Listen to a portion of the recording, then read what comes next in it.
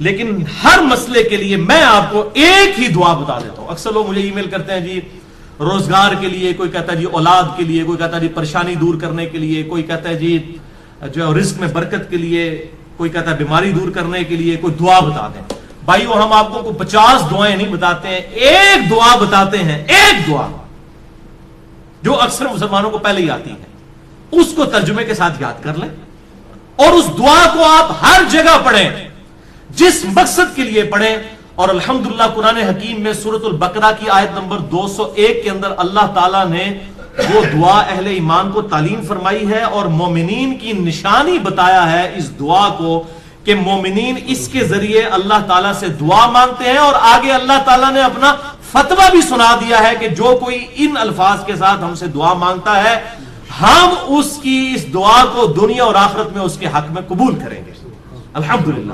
اور وہ دعا ہے سورۃ البقرہ آیت نمبر 201 ربنا آتنا فی الدنیا حسنہ وفی الآخرۃ حسنہ وقنا عذاب النار. یہ وقف کر کے میں نے پڑھا اور کنٹینیوس پڑھیں گے. ربنا آتنا فی الدنیا حسنۃ وفی الآخرۃ حسنۃ وقنا عذاب النار. اب اس کا ترجمہ بھائیو یاد کرنا کوئی راکٹ سائنس ہے. ربنا آتینا، اے رب ہمارے ہمیں عطا فرما، ہمیں دے دے. فی الدنیا حسنہ، اس دنیا میں بھلائی. وفی الآخرۃ حسنہ، اور آخرت میں بھلائی. اور آخرت کی سب سے بڑی بھلائی کیا؟ وقنا عذاب النار، ہمیں آگ کے عذاب سے بچا لے. آمین. اللہم اجرنا من النار، اللہم اجرنا من النار، اللہم اجرنا من النار. اچھا مولویوں کی تسلی نہیں ہوئی، انہوں نے اس کے ساتھ لگا دیا وقنا عذاب القبری، وقنا عذاب الحشری، وقنا عذاب المیزان، پتہ نہیں کیا کچھ لگا دیا. حالانکہ تعلیم کی کمی ہے. دنیا اور آخرت اس میں کور ہو جاتی ہے. کیوں؟ پھر دنیا حسنہ میں پوری دنیا کور، وفی الآخرۃ حسنہ میں قبر بھی کور، میدان حشر بھی کور، میزان عمل بھی کور. کیوں؟ بخاری اور مسلم کی متفق علیہ حدیث ہے کہ آپ صلی اللہ علیہ وسلم نے فرمایا جو شخص مر گیا اس کی قیامت قائم ہو گئی، مرتے ہی قیامت قائم ہو گئی. اور بخاری اور مسلم کی متفق علیہ حدیث ہے کہ آپ صلی اللہ علیہ وسلم کی وفات کے دنوں میں سیدہ عائشہ کہتی ہیں میرے بھائی نے مسواک اٹھائی بھی تھی، آپ نے مجھ سے مانگی، میں نے انہوں نے چبانے ہی شروع کی تو وہ چبائی نہ گئی، سخت تھی، تو میں نے اپنے منہ میں چبا کر آپ صلی اللہ علیہ وسلم کے منہ میں ڈالی. اللہ تعالیٰ نے میرے تھوک کو اور نبی صلی اللہ علیہ وسلم کے تھوک کو اس دن جمع فرما دیا ایک ہی جگہ پر جو نبی صلی اللہ علیہ وسلم کی دنیا کی زندگی کا آخری دن اور آخرت کی زندگی کا پہلا دن تھا. بخاری اور مسلم میں. تو اما عائشہ حضور کی وفات کے دن کو کیا کہہ رہی ہیں؟ آخرت کی زندگی کا پہلا دن. تو وہ فی الآخرۃ حسنہ میں قبر بھی آ گئی، آخرت بھی آ گئی، میزان عمل بھی آ گیا، سب کچھ آ گیا.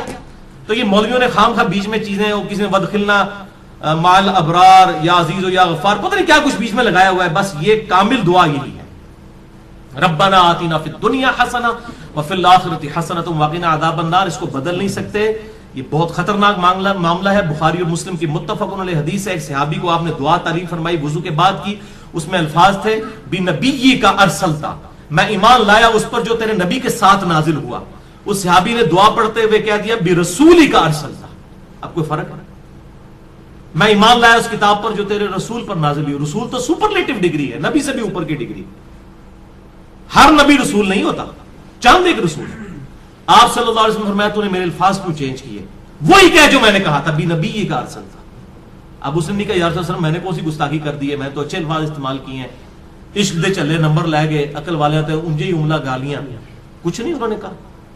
اب جو نبی صلی اللہ علیہ وسلم اپنے الفاظ کو نہیں بدلنے دے رہے اور اچھے الفاظ اس نے استعمال کیے، وہ یہ اجازت دیں گے کہ آپ صلی اللہ علیہ وسلم کی سنت دعاؤں کو آپ اس حوالے سے چینج کریں کہ اس میں چیزیں ایڈ کرنا شروع کر دیں گے، یہ آپ صلی اللہ علیہ وسلم اجازت دیں گے؟ تو یہ بدعت کے ٹاپک پہ میں نے کم از کم 5 گھنٹے کی گفتگو ریکارڈ کروا دی ہے، مثلا نمبر 75A اور 75B اہل سنت پاک.com پہ. اس میں بھی میں نے یہ ان حدیثوں کو ڈیٹیل کے ساتھ ڈسکس کیا تھا. لہذا نوکری کا مسئلہ ہو، رشتے کا مسئلہ ہو، پیپر دیے ہوئے وہ پاس ہونے کا ایشو ہو، بیماری کا مسئلہ ہو، کوئی مسئلہ ہے اپنے ذہن میں رکھیں اور پھر دنیا حسنہ کو دل میں رکھیں کہ دنیا میں میرے لیے بھلائی، ہر چیز بھلائی. اچھی صحت کیا بھلائی نہیں ہے؟ اچھی نوکری کیا بھلائی نہیں ہے؟ اچھی بیوی کیا بھلائی نہیں ہے؟ ہر چیز ذہن میں رکھتے ہوئے جو آپ کی خواہش ہے یہ دعا کریں ربنا آتنا فی الدنیا حسنہ وفی الآخرۃ حسنۃ وقنا عذاب النار. اور اس میں یقین کریں آپ کو گلٹ بھی نہیں ہوگا صرف آپ اللہ سے دنیا نہیں مانگ رہے ہوں گے، کیونکہ سورۃ البقرہ میں آتا ہے کہ جو دنیا دار لوگ ہیں نا، جو اللہ سے باغی لوگ ہیں، وہ کہتے ہیں اللہ ہمیں دنیا میں ہی عطا فرما دے. اور اللہ تعالیٰ پھر صاف فرماتا ہے سورۃ البقرہ آیت نمبر 201 کہ جو میرے نیک ایمان والے بندے ہیں وہ یہ نہیں کہتے اللہ ہمیں دنیا میں ہی دے دے، وہ کہتے ہیں ربنا آتنا فی الدنیا حسنہ وفی الآخرۃ حسنۃ وقنا عذاب النار. اچھا اب آپ ویسے دعا کر رہے ہو اللہ میں پاس ہو جاؤں یا اچھا رشتہ ہو جائے یا نوکری لگ جائے، اس وقت آپ پیورلی دنیا کی دعا کر رہے ہوں گے. لیکن جب آپ یہ دعا کریں گے تو آپ اللہ تعالیٰ کو بھی ناراض نہیں کریں گے، دونوں چیزیں ایڈ ہو جائیں گی ساتھ. یعنی اللہ تعالیٰ کو بھی آپ سے کوئی گلہ شکوہ اس حوالے سے نہیں رہے گا. آپ کہہ رہے ہوں گے یا اللہ ربنا آتنا فی الدنیا حسنہ وفی الآخرۃ حسنۃ وقنا عذاب النار، تو آپ اہل ایمان میں شامل ہو جائیں گے سورۃ البقرہ آیت نمبر 201 کے تحت. اسی کانٹیکسٹ میں 3 احادیث ہیں بڑی اہم الحمدللہ. پہلی حدیث صحیح بخاری میں 6399، صحیح مسلم میں 6840، مشکات میں 2487. سیدنا انس ابن مالک رضی اللہ تعالیٰ عنہ جنہوں نے 10 سال تک آپ صلی اللہ علیہ وسلم کو وضو کروایا، آپ کی وفات کے بعد 82 سال تک زندہ رہے اور 93 ہجری کے اندر بصرہ میں فوت ہوئے. آخر میں فوت ہونے والے چند صحابہ میں سے ہیں انس ابن مالک، بہت قریبی صحابی آپ صلی اللہ علیہ وسلم. ان سے کسی تابعی نے آگے پوچھا کہ بتائیے کہ اللہ کے نبی صلی اللہ علیہ وسلم جب اللہ سے مانگا کرتے تھے تو کیا دعا مانگا کرتے تھے؟ تو پتہ انہوں نے کیا جواب دیا؟ انہوں نے کہا کہ اللہ کے نبی صلی اللہ علیہ وسلم جب کبھی بھی اپنے رب سے دعا مانگا کرتے یا کسی بھی چیز کا سوال کیا کرتے تو آپ کی اکثر دعا یہی ہوا کرتی تھی، اللہم ربنا آتنا فی الدنیا حسنہ وفی الآخرۃ حسنۃ وقنا عذاب النار. ہر معاملے میں کوئی سوال بھی کرتے تو اس دعا کے ساتھ. اور بھائی یہ دعا کا ترجمہ یاد کرنا کو مشکل ہے تو کیا ضرورت ہے اردو میں دعائیں کرنے کی؟ میرے بھائی ایک دعا یاد کر لیں، نبی صلی اللہ علیہ وسلم نے تعلیم فرمائی ہے، اللہم ربنا آتنا فی الدنیا حسنہ وفی الآخرۃ حسنۃ وقنا عذاب النار. اور دوسری حدیث تو انتہائی رکت انگیز حدیث ہے جو میں نے مسئلہ تقدیر والے لیکچر مسئلہ نمبر 104 ABC میں بھی بیان کی تھی. صحیح مسلم میں 6835، مشکات میں 2502. یہی انس ابن مالک کہتے ہیں جنہوں نے یہ دعا روایت کی ہے. یہ کہتے ہیں کہ آپ صلی اللہ علیہ وسلم کے زمانے میں آپ کا ایک صحابی بیمار ہو گیا تو آپ اس کی عیادت کے لیے تشریف لے گئے. وہ اتنا کمزور ہو چکا تھا بیماری کی وجہ سے جیسے کہ پرندے کا کوئی بچہ ہوتا ہے چھوٹا سا، ہڈیوں کا ڈھانچہ بن چکا تھا. آپ نے جب اس کی حالت دیکھی آپ کو پتا چل گیا کہ انہیں کو کم پایا. آپ نے فرمایا وہ بتا تو اللہ سے کیا مانگتا رہتا ہے؟ اس نے کہا یا رسول اللہ میں اللہ سے دعا کرتا ہوں اے اللہ جو تو نے مجھے آخرت میں عذاب دینا ہے دنیا کی زندگی میں ہی دے لے. بولے اعوذ باللہ تعالی. آپ فرمایا سبحان اللہ. اللہ پاک جب آپ حیران ہوتے تو یہ بات کہا کرتے سبحان اللہ. اوے تو اللہ تعالیٰ کا اس دنیا میں عذاب سہ سکتا ہے جو اللہ سے تو نے یہ دعا کی؟ نہ تو دنیا کی زندگی میں اللہ کا عذاب برداشت کر سکتا ہے نہ آخرت کی زندگی میں. اور تجھے تو چاہیے تھا کہ تو اللہ سے دعا کرتا اللہم ربنا آتنا فی الدنیا حسنہ وفی الآخرۃ حسنۃ وقنا عذاب النار. یہ کیا تو دعائیں کرتا رہے؟ اس میں وہ فنیٹک قسم کے جو صوفیاء ہیں نا ان کا بھی ارادہ، وہ کہتے ہیں سانو دنیا نہیں چاہیے آخرت ہی چاہیے. اور اللہ کے نبی کہہ رہے ہیں دنیا بھی اچھی آخرت بھی اچھی. اچھا انس ابن مالک کہتے ہیں جب آپ صلی اللہ علیہ وسلم نے اسے یہ بات ارشاد فرمائی پھر اس نے یہی دعا مانگ کر اللہ کی طرف متوجہ ہوا، اللہم ربنا آتنا فی الدنیا حسنہ وفی الآخرۃ حسنۃ وقنا عذاب النار. تو اللہ تعالیٰ نے اسے شفا عطا فرما دی. اب اس سے بھی پتہ چلا بیماری کی شفا بھی یہی ہے، اللہم ربنا آتنا فی الدنیا حسنہ وفی الآخرۃ حسنۃ وقنا عذاب النار. آپ میں کہتا ہوں یہ جامع دعا کریں، ساری دعائیں جو ہیں اس کے اندر شامل ہیں. اچھا قرآن میں تو ہے ربنا آتنا فی الدنیا حسنہ اور بخاری مسلم میں ہے اللہم ربنا آتنا فی الدنیا حسنہ. تو اللہم کے ساتھ اے ہمارے اللہ یہ بھی ٹھیک ہے اور صرف ربنا آتنا بھی ٹھیک ہے، بلکہ قرآن حکیم میں سورۃ المائدہ میں حضرت عیسیٰ علیہ السلام کی جو دعا آتی ہے اس میں بھی ہے اللہم ربنا انزل علینا مائدۃ من السماء. تو قرآن میں بھی الفاظ ہیں اللہم ربنا کے. ویسے تو ہمارے لیے بخاری مسلم کے الفاظ ہی کافی تھے لیکن میں پھر بھی کیڑا نکالنے کے لیے کوئی یہ نہ کہ جی قرآن میں تو صرف ربنا آیا آپ اللہم کیوں لگا رہے ہیں. تو اللہ تعالیٰ نے بھی یہ دعا حضرت عیسیٰ علیہ السلام کی نقل کی ہے اللہم ربنا آتنا فی الدنیا حسنہ. یہ پڑھنا بخاری اور مسلم سے ثابت ہوا. اور اللہم ربنا انزل علینا مائدۃ من السماء سورۃ المائدہ کے آخری رکوع میں حضرت عیسیٰ علیہ السلام کے کانٹیکسٹ میں یہ الحمدللہ اللہم ربنا کے ساتھ یہ آئی ہے.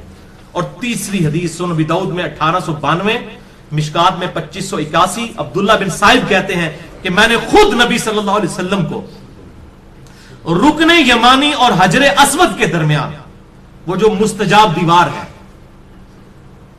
یہ دعا مانگتے ہوئے سنا ہے، اللہم ربنا آتنا فی الدنیا حسنہ وفی الآخرۃ حسنۃ وقنا عذاب النار۔ اسے مستجاب دیوار کہتے ہیں۔ مستجاب کہتے ہیں دعا کی قبولیت کی جگہ۔ 70 انبیاء کا مصلی ہے، آپ وہاں پر کھڑے ہوں تو آپ کا رخ دونوں قبلوں کی طرف ہو جاتا ہے، بیت المقدس کی طرف بھی اور خانہ کعبہ کی طرف بھی۔ اس دوران آج تک حاجی، عمرہ کرنے والے اور حج کرنے والے یہ دعا مانگتے ہیں، ربنا آتنا فی الدنیا حسنہ وفی الآخرۃ حسنۃ وقنا عذاب النار۔ یہ بس اتنے ہی الفاظ ہیں، باقی جو ایڈ کیے لوگوں نے خود کیے میں۔ تو دعا کی قبولیت کی جو جگہ ہے خانہ کعبہ شریف، وہاں پر بھی آپ نے یہی دعا مانگی، ربنا آتنا فی الدنیا حسنہ وفی الآخرۃ حسنۃ وقنا عذاب النار۔ اسماء اعظم اور دعا کی قبولیت کے لیے کیا کیا طریقے ہیں، اس حوالے سے میرا مسئلہ نمبر 82 ڈیٹیل کے ساتھ ریکارڈ ہے۔ اور بھائیو، بخاری اور مسلم اور باقی احادیث کی روشنی میں کئی ایک مقامات ہیں جو دعا کی قبولیت کی جگہ ہیں۔ مثلا اذان اور اقامت کے درمیان جو وقفہ ہے جماعت کھڑے ہونے تک کا، یہ دعا کی قبولیت کا سبب ہے۔ ابو داؤد میں حدیث موجود ہے، آج میرا ٹاپک نہیں اس لیے میں سکپ کر رہا ہوں۔ اسی طریقے سے تیز بارش کے وقت دعا قبول ہوتی ہے، میدان جنگ میں، جنگ کے دوران عین، اس وقت دعا کی قبولیت کا وقت ہے۔ جمعے والے دن خطیب جب جو ہے وہ 2 خطبوں کے درمیان وقفہ کرتا ہے، اس دوران دل میں دعا مانگی جائے، وہ قبولیت کا وقت ہے۔ اور کئی ایک قبولیت کے وقت ہیں، لیکن ایک وقت ایسا ہے جو ہر وقت آپ کے پاس اویلیبل ہے۔ اسی کانٹیکسٹ میں آپ کو اگلی 5 حدیثیں میں بیان کرنے لگا ہوں، اور وہ ہے نماز میں دعا مانگنا، جس کے لیے آپ کو جمعے کے دن کے انتظار کی ضرورت نہیں ہے، کسی اور چیز کی ضرورت نہیں، جب بھی آپ نماز پڑھیں۔ یہ 5 حدیثیں اسی پہ ہماری گفتگو کنکلوڈ ہوگی۔ پہلی حدیث صحیح بخاری میں 6230، صحیح مسلم میں 897، مشکات میں 909، کہ آپ صلی اللہ علیہ وسلم نے صحابہ اکرام علیہم رضوان کو تشہد تعلیم فرمایا، التحیات للہ والصلوات والطیبات عبدہ ورسولہ تک، اور اس کے بعد آپ صلی اللہ علیہ وسلم نے فرمایا جب یہ تشہد پڑھ چکو، اس کے بعد جو من پسند دعا ہو وہ تم اپنے رب سے مانگ سکتے ہو، جو بھی من پسند، یعنی جو بھی دعا مانگنی ہے آپ کتاب و سنت میں اگر کوئی دعا آئی ہے وہ بھی مانگ سکتے ہیں، اس کے علاوہ بھی کوئی مانگ سکتے ہیں، لیکن مانگیں گے عربی میں۔ عربی سمبل آف یونٹی ہے مسلمانوں کا۔ اور ویسے ایک دعا ہی اللہم ربنا آتنا فی الدنیا حسنہ وفی الآخرۃ حسنۃ وقنا عذاب النار، یہی کافی ہے۔ بل اس حدیث میں عدم ذکر ہے درود ابراہیمی کا، وہ اگلی حدیثوں میں موجود ہے۔ صحیح مسلم میں 1739، مشکات میں 1257 میں ہے کہ اما عائشہ کہتی ہیں کہ نبی صلی اللہ علیہ وسلم جب تشہد بیٹھتے اللہ کی حمد بیان کرتے، اس کے بعد دعائیں کرتے۔ اور یہی حدیث سنن نسائی میں 1720 اور 1721 ہے کہ آپ صلی اللہ علیہ وسلم اللہ کی حمد بیان کرتے، اس کے بعد نبی صلی اللہ علیہ وسلم پر درود پڑھتے، اور اس کے بعد اپنے رب سے دعائیں مانگا کرتے۔ اور یہی ترتیب ہے جو جامع ترمذی میں انٹرنیشنل نمبر کے مطابق 593 نمبر حدیث ہے کہ ایک صحابی تھے، انہوں نے بڑی تیزی سے نماز پڑھی اور اس کے بعد جو ہے وہ بڑی جلدی جلدی دعا مانگنا شروع کی۔ آپ صلی اللہ علیہ وسلم نے انہیں بلا کر نماز کا طریقہ سکھایا، اور دعا مانگنے کا خصوصاً طریقہ اس میں موجود ہے کہ سکھایا، اور آپ صلی اللہ علیہ وسلم نے فرمایا کہ دعا میں جلدی نہ کرو، پہلے اللہ کی حمد بیان کرو، اس کے بعد درود شریف پڑھو، پھر دعا مانگا کرو۔ اتنے میں ایک اور شخص آیا جس نے اللہ کی حمد بیان کی، درود شریف پڑھا، پھر دعا مانگی، تو آپ نے 2 دفعہ فرمایا سل تعطا، سل تعطا، مانگ تجھے دیا جائے گا، مانگ تجھے دیا جائے گا۔ یعنی درود شریف اور اللہ کی حمد یہ پروٹوکول ہے دعا کی قبولیت کا۔ تو اللہ کی حمد اور درود شریف، اور نماز میں یہی ہوتا ہے، آپ پہلے اللہ کی حمد کرتے ہیں، التحیات للہ والصلوات والطیبات، پھر نبی صلی اللہ علیہ وسلم پر سلام عرض کرتے ہیں، پھر درود شریف پڑھتے ہیں، اینڈ پہ دعائیں مانگتے ہیں آپ جا کے، وہ جتنی بھی دعائیں سنت سے ثابت ہیں۔ اللہم انی اعوذ بک من عذاب جہنم ومن عذاب القبر ومن فتنة المحیا والممات ومن شر فتنة المسیح الدجال، جو بخاری مسلم میں آتی ہے۔ یا اللہم ربنا آتنا فی الدنیا حسنۃ وفی الآخرۃ حسنۃ وقنا عذاب النار، یا رب اجعلنی مقیم الصلاۃ ومن ذریتی ربنا وتقبل دعائی ربنا اغفر لی ولوالدی وللمؤمنین یوم یقوم الحساب۔ یہ صحیح بخاری میں آتا ہے، حضرت ابوبکر صدیق کو آپ نے خصوصاً دعا سکھائی تھی، اللہم انی ظلمت نفسی ظلما کثیرا ولا یغفر الذنوب الا انت فاغفر لی مغفرۃ من عندک وارحمنی انک انت الغفور الرحیم۔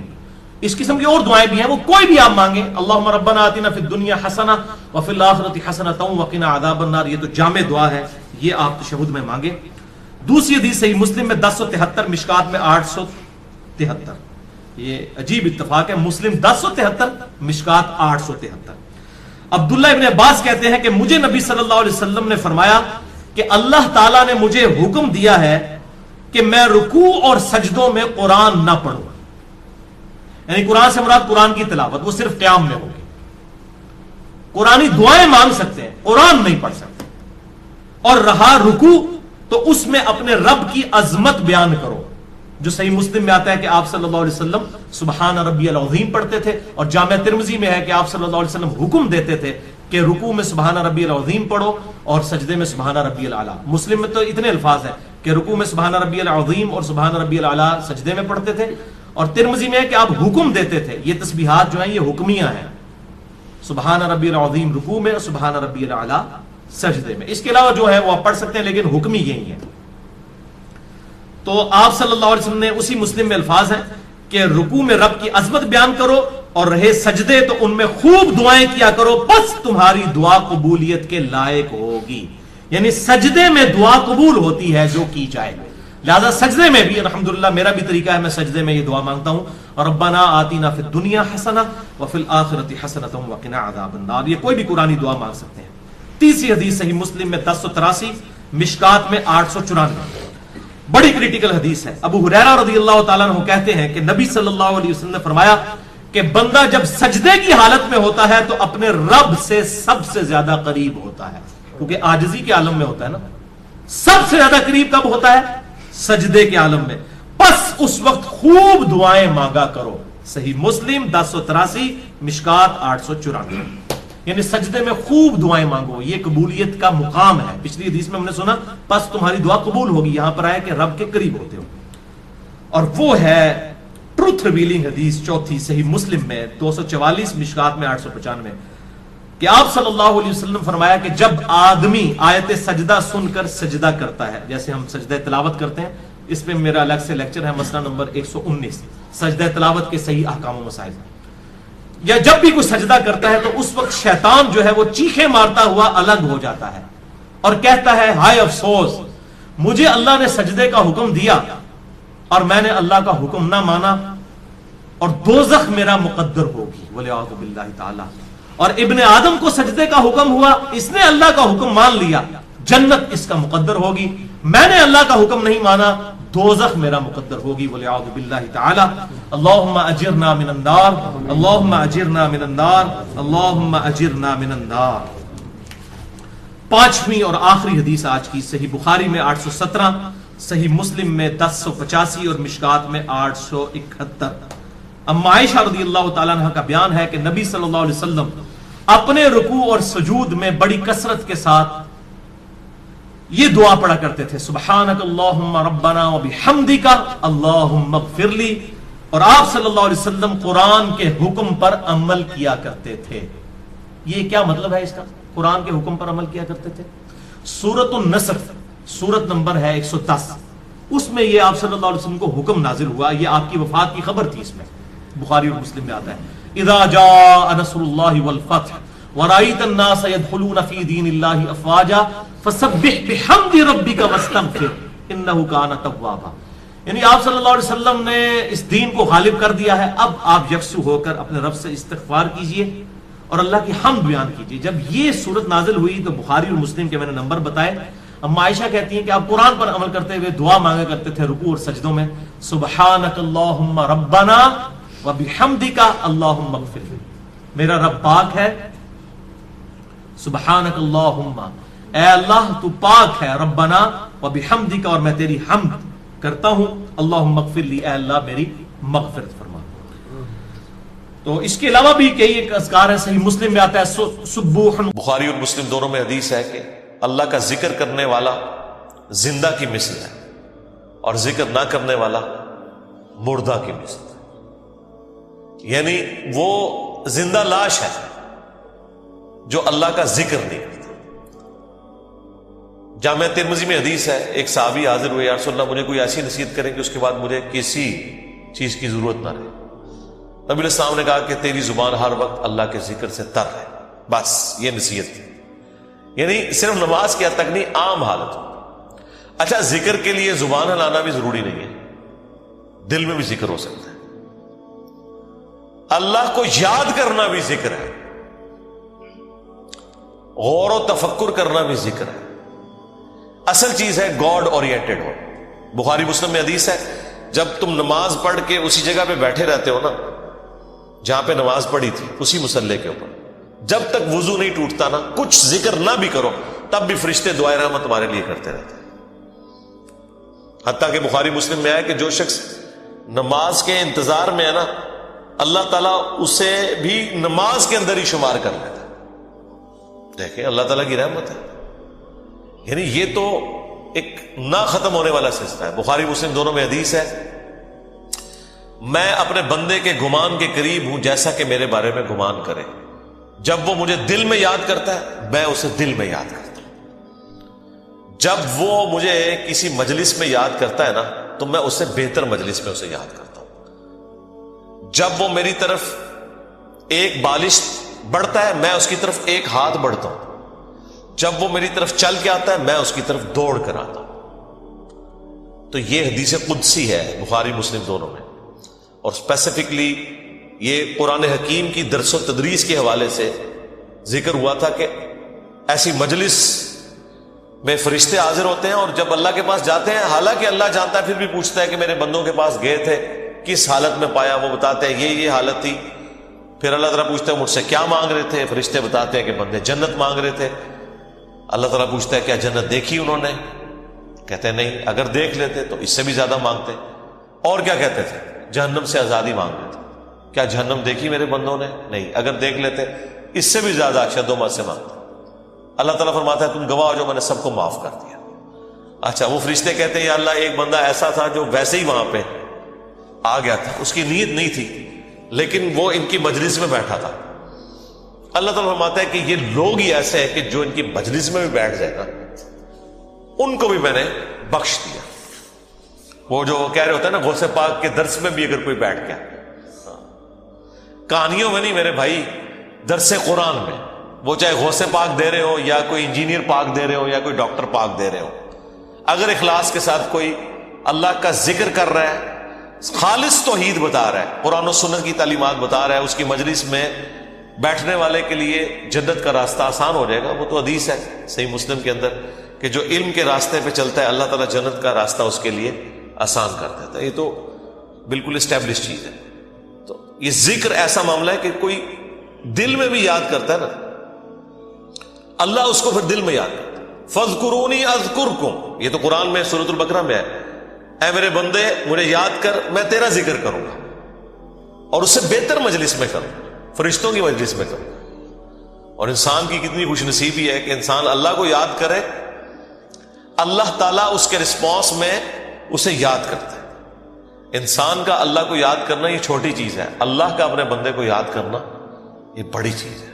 ہاں سنن ابن ماجہ میں حدیث ہے، اور یہ تعلیقاً امام بخاری بھی یہ حدیث لے کے آئے ایک چیپٹر کی ہیڈنگ میں، اور یہ اتنی رکت انگیز حدیث ہے کہ اس حدیث کو میں نے اپنے اسکار کارڈ میں بھی شامل کیا ہے کہ میں اپنے بندے کے ساتھ ہوتا ہوں اس وقت جب وہ میرا ذکر کر رہا ہوتا ہے اور اس کے ہونٹ میرے ذکر کی وجہ سے ہل رہے ہوتے ہیں۔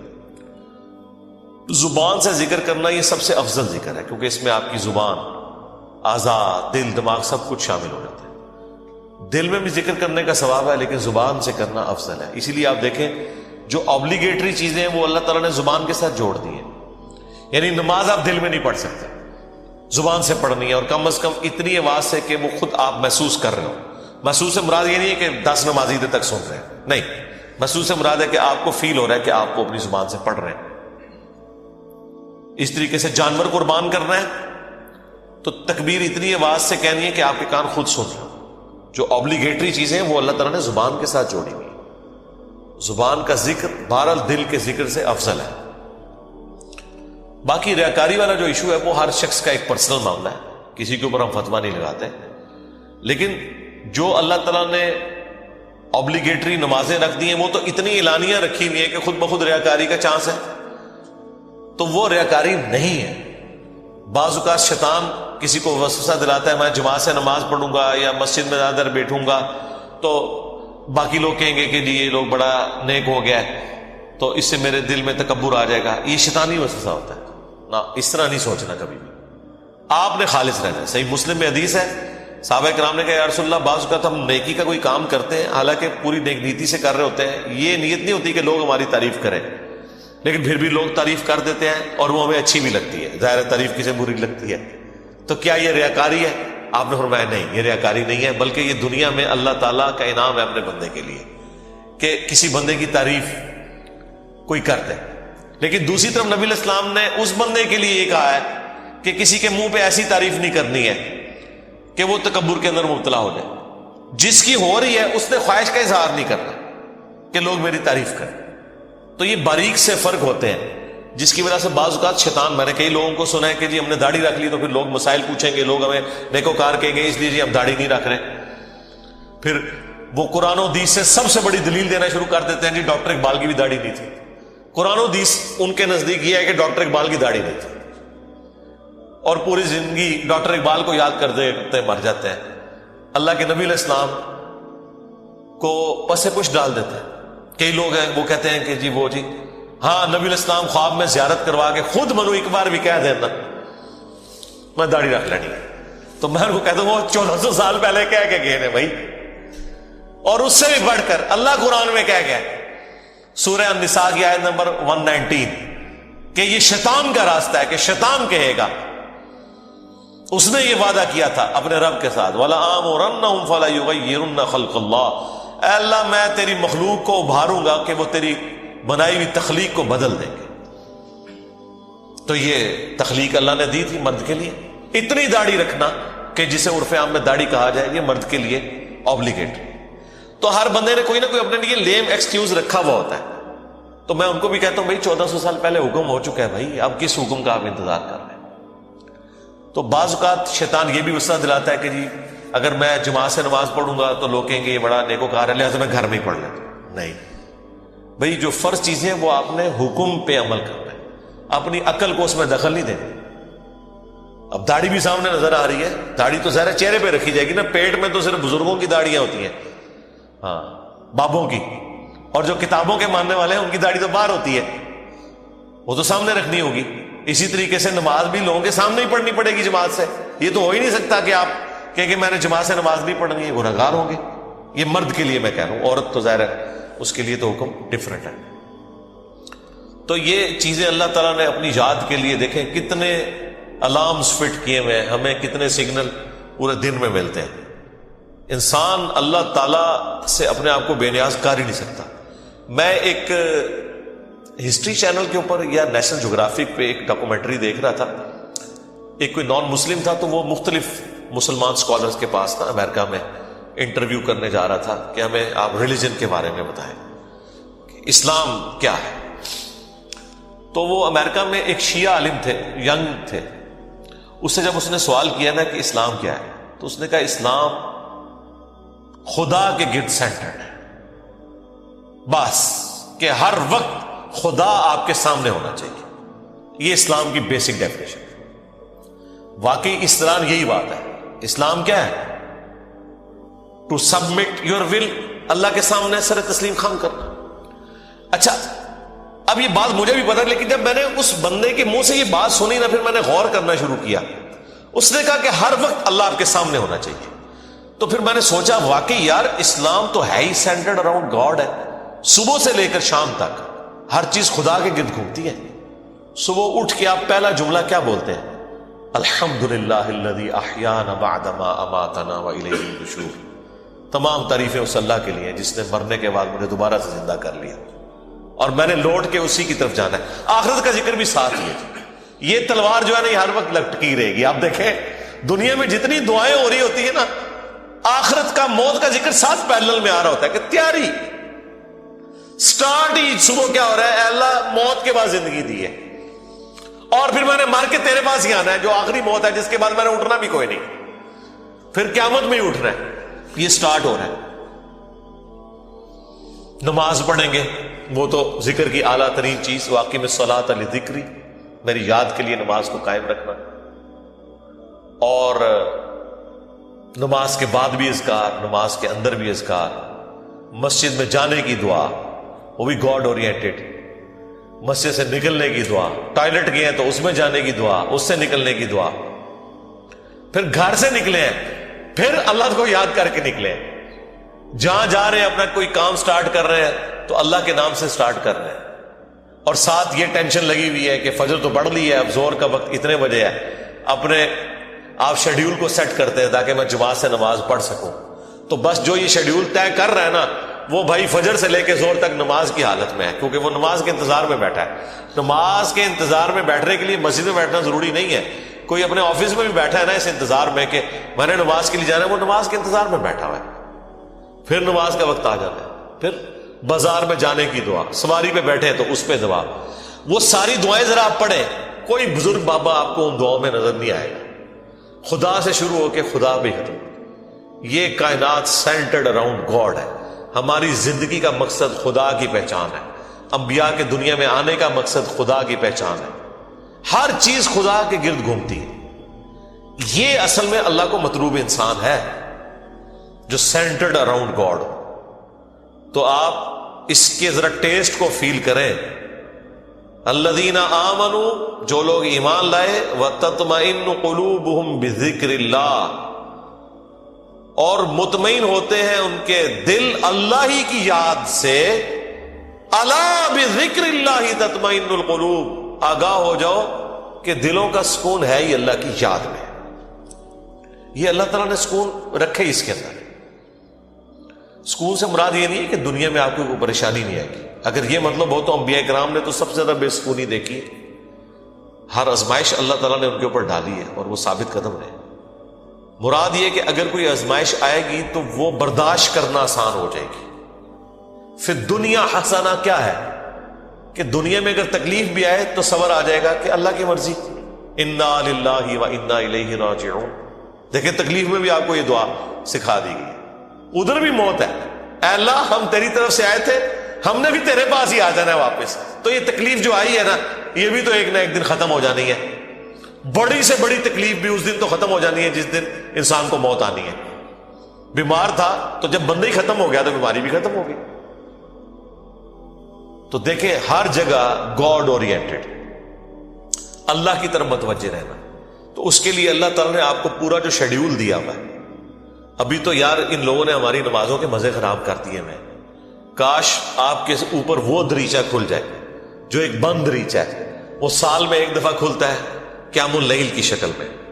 لیکن اگر آپ امیجن کریں کہ دنیا میں جتنی بھی مساجد ہیں ان کے اندر جہری نمازوں میں قرآن الف لام میم سے شروع ہو کے یا سورہ فاتحہ سے شروع ہو کے والناس تک پورا سال چلے، ایک ایک رکوع، ایٹ لیسٹ ایک ایک رکوع، کتنا ٹائم لگ جائے گا؟ اگر یہ نماز 7 منٹ میں ختم کرتے ہیں وہ 20 منٹ میں ہو جائے گی یا 15 منٹ میں. ایک رکوع مغرب کے اندر پہلی رکعت میں، دوسرا رکوع مغرب کی دوسری رکعت میں، پھر عشاء کی رکعت میں اس سے اگلے والا رکوع، اور اس کی دوسری رکعت میں اس سے اگلا، اور اس طریقے سے فجر میں. یہ 6 رکعتیں جو ہیں آپ کی جہر، 2 مغرب 2 عشاء اور 2 فجر، ان میں قرآن پورے سرکل میں چلتا رہے. آپ کو عربی آتی ہے نہیں آتی اس سے کوئی فرق نہیں پڑتا. آپ کا اسمارٹ فون آپ کے ہاتھ میں ہو اور ترجمے والا قرآن آپ نے اس پہ کھولا ہوا. میں نے تو اس کا ثبوت بھی دے دیا بخاری سے کہ ذکوان تابعی حضرت عائشہ کا غلام تھا جو انہیں قیام اللیل رمضان میں کروایا کرتا تھا. وہ حافظ نہیں تھا تو وہ مصحف ہاتھ میں پکڑتا تھا، اما عائشہ اس کے پیچھے رمضان کا قیام کرتی تھی. اس کا مطلب ہے سننے میں زیادہ آسانی اور مزہ آتا ہے بجائے خود پڑھنے کے. تو یہ حدیث امام بخاری نے ایک چیپٹر کی ہیڈنگ میں لیا اور اس کی پوری سند سنن کبری البیہقی اور مصنف ابن ابی شیبہ میں موجود ہے. بلکہ مصنف ابن ابی شیبہ میں تو یہاں تک ہے کہ انس ابن مالک اور باقی صحابہ کے بارے میں کہ انہوں نے پیچھے قرآن اٹھایا ہوتا تھا، سامنے حافظ کھڑا ہوتا تھا اور وہ سنتے بھی تھے دیکھ کے، اور اگر کہیں غلطی ہوتی تھی تو غلطی کو پکڑتے تھے. اور اٹھانے کا فائدہ یہ ہے کہ کنسنٹریشن آپ کی رہتی ہے. انہوں نے کتنا ظلم کیا کہ ہم سے قرآن چھین لیا. مغرب عشاء اور فجر کی نمازیں واللہ اس لیے نہیں تھی کہ آپ نے صرف رکعتیں پوری کرنی ہے، یہ آپ کے اندر فیول ڈالنا تھا کہ جب آپ جہرن قرآن سنیں گے تو آپ کی پروگرامنگ ہوتی رہے گی. ہم کیا سنتے ہیں؟ وہی رٹی رٹائی آخری 10 صورتیں یا چند صورتوں کی آخری آیات، سورہ بقرہ کی آخری آیات، سورہ حشر کی آخری آیات، وہی جو مولویوں نے رٹی ہوئی ہے. یار اگر حافظ قرآن نہیں بھی آپ کا امام مسجد، کوئی مسئلہ نہیں، وہ مصحف اٹھا کے پڑھ لے، کوئی مسئلہ نہیں. قرآن دیکھ کے تو پڑھنا اس کو آتا ہے نا، قاری ہے، مصحف اٹھا کے پڑھے.